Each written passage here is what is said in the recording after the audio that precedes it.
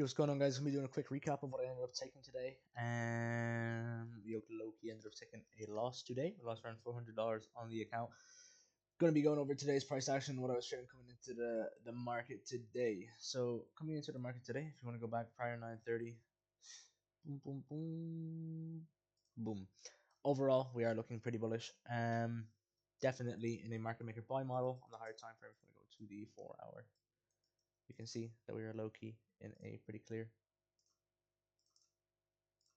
market maker buy model. Now I did end up taking a short today, and I did end up losing on this short, but I did learn from it, so that's good. If you guys seen the live trading session that I uploaded, you would have seen my thought process behind it, but I'm going to explain again what I did like about it in the moment, which made me have conviction to take it. So cool. What time is this? 9:15. 9:21, 21, whatever. This is market open on the next candle here. Nope. On the this candle. Bang. Okay, so market just rips open here. We had like a kind of a small open low high close with the 9:30 candle. You want to go to the hourly here, we can see, or sorry, there's a 30-minute gap. We're inside of this 30-minute gap. We were delivering off of a hourly gap as well. I think my problem for today was that I was sort of looking at this as a high resistance high. Um, Oops.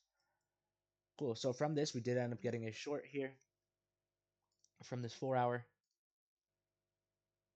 After we had the stop hunt here, and then we got a short setup right here. So you could have taken this 1 minute SD, but obviously there was a 3 minute gap here that we had to inverse. And if you did take the 3 minute gap entry, which was like, I think on this next candle, maybe no, this next candle here, nope, this candle, yeah. So this would have been the 3 minute entry. At 9:30, 9:40, I guess 9:30. Hold on, am I tripping? Yeah, no, it was at 9:51. So it wasn't even that candle. It was the next candle. Wait, what? 9:39. Okay, there you go. I'm not tripping. This 9:39 setup that we had. I'm not gonna lie, I didn't like this setup, to be honest. It's just a very very high probable break even setup, and you're also just simply targeting high resistance, and that's it. Even though it was a pretty obvious DOL, being the 9:30 open low. Boom boom boom. Extremely tired right now, so apologize for the lack, but I'm gonna go over the trade I ended up taking because like fuck all this. So we ended up resweeping this here, and this is probably why, like, again, we ended up resweeping inside of this key level at 9:30, and we had this high resistance liquidity. So we had this high resistance liquidity down here, which was inside of a 30-minute gap on the higher time frame. So we technically had a stop hunt inside of a higher time frame key level here, and then we ended up displacing higher. Now the delivery on this was really really bad, and I didn't like anything here. We had a 4 minute inversion, if I'm not correct, if I'm correct, right here. But this 4 minute inversion was just really trash in my opinion because the close was really bad and the rejection wick was bigger than the body. And as we all know, the bodies tell the story while the wicks do the damage.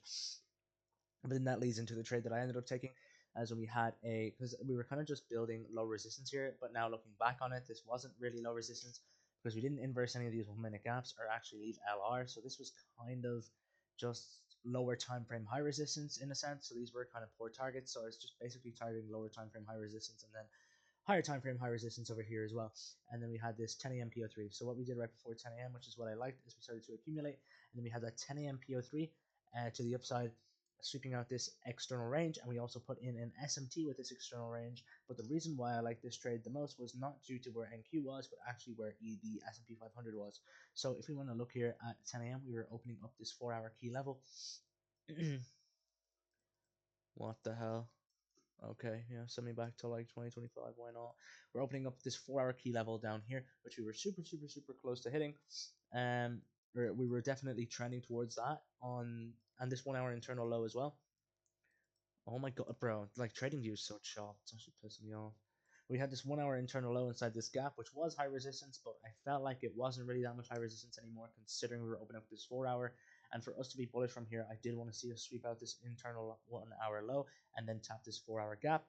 So the S&P 500 was actually generating low resistance liquidity, leading up here, and then 10 a.m. opened, and both pairs ended up displacing through their highest time frame for value gap inversion within that manipulation leg, and we had an external SMT with the range here, which was also inside of a 4 hour gap on NQ. And yeah, the displacement on this candle was just super nice. I did like it. This candle, I think it was the next candle. Yep, really nice displacement there.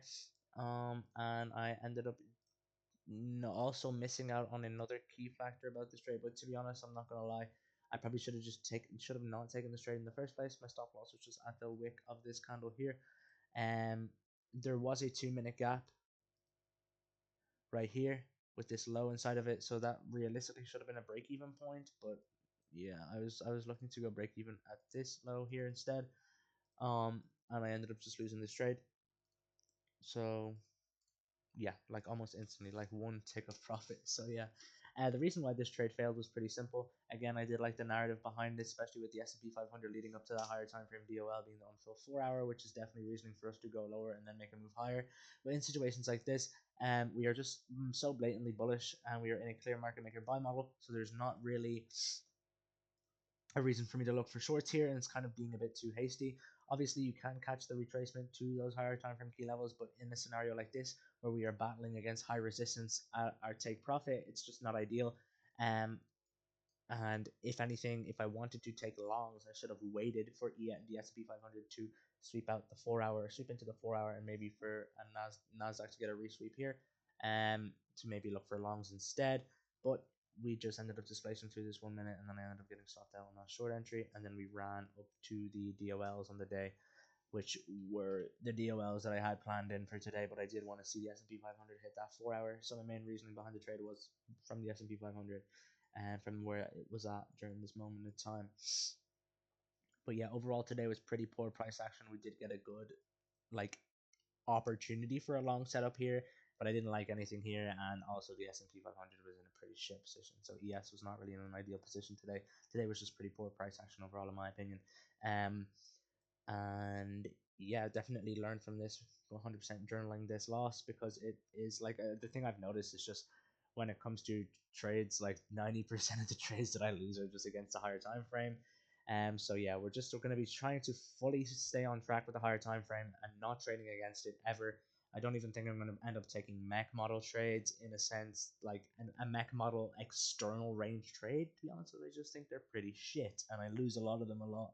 So yeah, usually, like, what I mean by external mech, I mean like if we're trading inside of this range here, for example, whatever, and we're clearly bullish, and we have our DOLs higher, and then we end up getting a retrace market open whenever we hit those DOLs. Some people would then look for an excuse to end up taking shorts against the higher time frame trend, because we've taken out this DOL and look to target like an unfilled gap here. But I just really think it's pretty poor, because my win rate with it, and I know what an A plus setup is with a Mac, it's just the win rate with it, it's a very counter trend system, so it's just pretty poor in my opinion. So I'm just going to stay away from it. Um, Unless it is a mech with the trend, which I guess would just be something like this. If it's a mech with the trend, I guess it would be like this. And if you had an unfilled gap above to target with good RR, you could like potentially, yeah, that would be like a with the trend kind of mech. Uh, so yeah, that would be the only like mechs I would be taking from now on. I'm not going to be taking any external range to internal range mechs in that sense. No more counter trend trading for me, because just lost. I'm kind of getting sick of trading counter trend. I just lose too much with it, and it's just boring. So yeah, no more counter trend trades is what I've taken away from the data that I've collected so far, and we're just going to be focusing purely on continuations and internal range. Or sorry, yeah, we're just going to be focusing purely on continuations, PO3s, and mechs when they are with the trend, because obviously 90% of mechs are done outside our counter trend, but there are some mechs, which I just showed the example of there, which is technically with the trend, because I guess all a mech is just targeting a higher time frame for value gap, um, if that even is a mech, because a higher time frame for value, or not a higher time frame for value gap, sorry, just for value gap within the leg of price, an unfilled gap. So I don't even know if that counts as a mech. That's basically just a DOL for a trade, but yeah, so that's going to be it for today's recap. How I ended up taking a loss today, which was a really good loss to take in my opinion, because I learned a lot from it today. and I also learned out what high resistance is too, which is thanks to the mentor that I'm with. So I was basically looking at my stop loss here as high resistance, but the reason why this wasn't high resistance was simply due to the fact that this high that we poked in inside of this 4 hour gap was high resistance, right? But what did we do? We came down on the hourly time frame, respected this hourly gap that we had, and then we ended up reversing towards that and taking out that high resistance high. So that is clearly showing us that we are in a market maker buy model, and that these highs that we are poking in these technically basically disrespected or fully filled 4 hour fair value gap. Hold on. Damn. Are actually not high resistance highs at all, and they're against the higher time frame trend, so they're kind of highs with lower significance because we are in a market maker buy model and we're clearly bullish. So this wasn't a high resistance high, even though I thought it was when I took this trade. The high resistance here was this low, and that low ended up being low of the day. So yeah, that would make a lot of sense. So yeah, and here we are now. So that's basically it for today. Let me go, bro. I don't understand why I keep saying "let me guys know." It's just I'm actually so retarded. And let me know if any of you guys took any trades today. If you ended up catching the longs on market open, if you ended up taking a loss today as well, or if you just ended up fading everything today, which is completely valid in my opinion too. If I didn't take this short, I definitely would have faded everything today. I wasn't a fan of these longs on market open. But yeah, except for that, I'll catch you guys in the next video, which will be tomorrow. It's price action, which is going to be Thursday. And yeah, that's going to be it for today's recap. If you guys have any questions, please leave them in the comments below. And if you guys want to talk to me personally, I will have my Instagram, Discord, and TikTok in the bio of this video, which you guys can go check out and shoot me a DM on any of those platforms. You can have a chat if you want. And yeah, that's going to be it for today's recap. I'll catch you guys tomorrow. Peace.